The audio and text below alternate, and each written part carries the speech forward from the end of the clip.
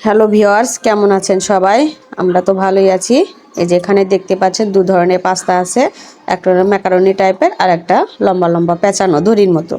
আজকে বেশ বৃষ্টি ছিল, ভাবলাম একটু পাস্তা রান্না করে খেয়ে নিই সন্ধ্যার সময়, হালকা নাস্তা ভালোই লাগবে খেতে।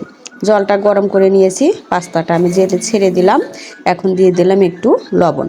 পাস্তা একটু লবণ দিয়ে সিদ্ধ করলে খেতে ভালো লাগে, লবণটা গেলে ভালো লাগে খেতে, সোজা কথা। এখন একটু লবণ দিয়ে দেওয়ার পরে একটু সামান্য তেল দিয়ে দেব, এতে করে পাস্তাগুলো গায়ের সাথে লেগে যাবে না। পাস্তাটা আমার সিদ্ধ করা হয়ে গেছে। ঠান্ডা জল দিয়ে ছাঁকনির মধ্যে দিয়ে রেখে দিয়েছি, জলটা ঝরানোর জন্য একটু সময় রেখে দেব। পাস্তা কিন্তু ভালোভাবে সিদ্ধ হলে বোঝা যায় যে খুব সুন্দরভাবে সিদ্ধ হয়েছে, আর তেলটা দিলে গায়ের সাথে গাটা লেগে যায় না। এই দেখুন ঝুরঝুরে হয়েছে, হাত দিয়ে আমি নেড়ে দেখিয়ে দিচ্ছি। এখন কড়াইতে আমি পরিমাণ মতো তেল দিয়ে দিয়েছি, তেলটা দেওয়ার পরে পেঁয়াজ কুচি এবং রসুন কুচিটাও দিয়ে দিয়েছি। একটা কাঁচা লঙ্কা কুচি ছিল, কাঁচা লঙ্কা কুচিটা দিয়ে দিয়েছি। সুন্দর করে পেঁয়াজ এবং রসুনটা ভাজা ভাজা করে নেব, একটু লাল লাল করেই ভাজবো, কাঁচা কাঁচা থাকলে ভালো লাগবে না খেতে। একটা ফেটিয়ে রাখা ডিম দিয়ে দিলাম, পেঁয়াজ এবং রসুনের সাথে ডিমটা সুন্দর করে ঝুরো ঝুরো করে নেব।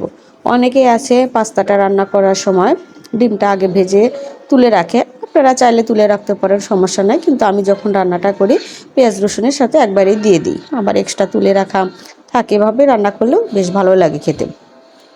ভাজা ভাজা করে নিয়েছি, এখন সিদ্ধ করে রাখা যে পাস্তাটা ছিল পাস্তাটা দিয়ে দিলাম। পাস্তা কিন্তু যদি সিদ্ধ ভালোভাবে হয় আর জলটা ঝরিয়ে রাখলে কড়াইয়ের সাথে লেগে যায় না। অনেক সময় কড়াইয়ের সাথে কিন্তু পাস্তা লেগে যায়, তখন আর খেতেও ভালো লাগে না, একদম কাদা কাদা হয়ে যায়, সিদ্ধ হয়ে বেশি হয়ে গেলে ভালোও লাগে না খেতে। পাস্তাটা আমি রান্না করার সময় যে একটা সস দিয়ে দেব, আর নিয়ে নিয়েছি একটা মশলার প্যাকেট, ম্যাজিক স্বাদের মশলা। মশলাটা আমি পুরোটাই দিয়ে দেবো, যেহেতু পাস্তার পরিমাণটা একটু বেশি আছে, সেই জন্য মশলার প্যাকেটটা আমি পুরোটাই দিয়ে দিলাম। মশলার প্যাকেটটা পুরোটা দেওয়ার পরে ভালোভাবে আমি পাস্তার সাথে মিশিয়ে নেব। আর যে একটা সস আছে সেই সসটা আমি একটা প্যাকেট আমি পুরো পাস্তার সাথে মিক্সড করে নেব।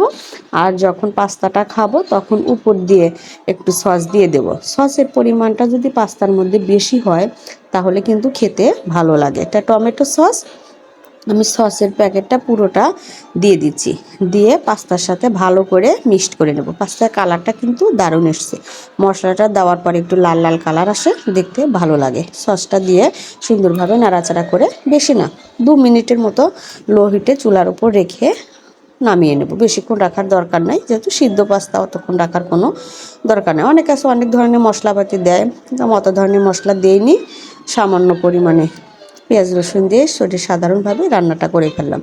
আমার পাস্তার রান্নাটা শেষ। এই দেখুন উপর দিয়ে সসটা দিয়ে দিয়েছি, দেখতে তো ভালোই লাগছে, খেতেও বোধহয় ভালোই লাগবে। যে জিনিস দেখতে ভালো লাগে খেতেও ভালোই লাগে। আপনারা বাসায় অবশ্যই এভাবে অতি সাধারণভাবে রান্না করে দেখবেন, খেতে ভালো লাগবে। একটু টেস্ট করে দেখি সব কিছু ঠিকঠাক আছে কিনা।